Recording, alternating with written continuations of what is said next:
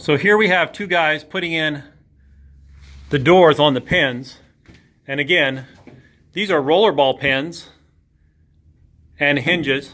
So they're simply lining up the pin and dropping it down into the corresponding hinge. There's nothing to screw on. You just have to line them up and drop them into place. You generally want to put some grease on them first. And then for future application, there is a grease port at the very bottom. You also have to make sure you have the door open wide enough that it clears at the top.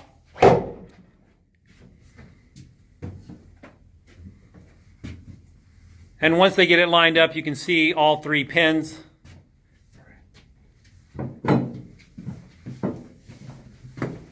Have been lined up and the door is fully installed. They're now going to go to the second door. Again, the same mechanism. It will take definitely two people to do this. There they get the three pins lined up and drop the door down into place. Now what we'll do is simply see if we have proper closure on the door. So we'll close the first door, which is the stationary door, which can be pinned top and bottom.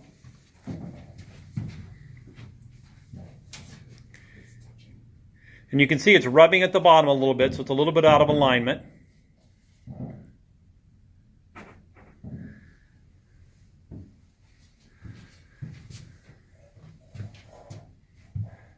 So we'll go ahead and take a flat bar here and simply move the door in the direction necessary.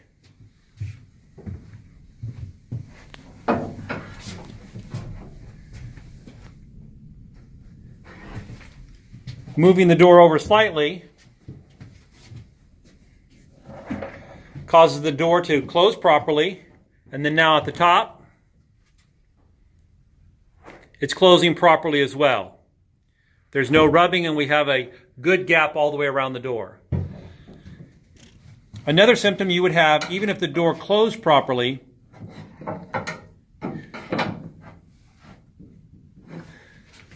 try to close the door now.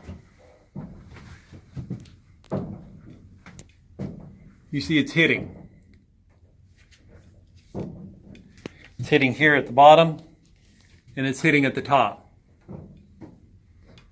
So what we will do is take that out of the racking by simply sliding the frame over one direction or the other.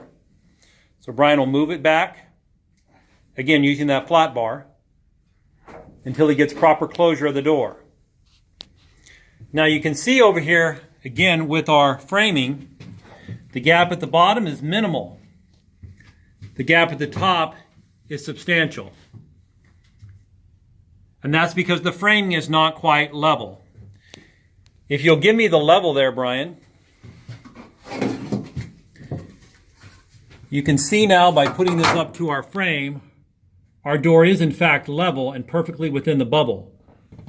But what most people find acceptable within a bubble may not allow the door to properly operate. So this is why we want to just simply put the one bolt in the very top L bracket, then make sure we get proper closure. As you can see, the door is closing properly. Nothing is rubbing and hitting. We have great reveal all the way around both doors. And now we can simply come back over and put our bolts in the sides and set the door properly. Now do note that your holes for your L brackets are pre-drilled. If you're using a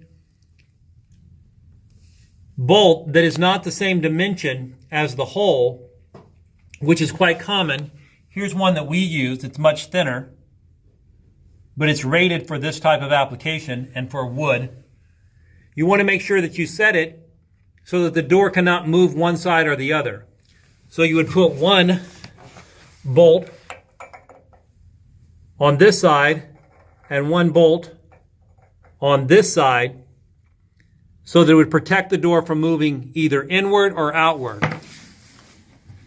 And once you have those installed, then you can set your glass.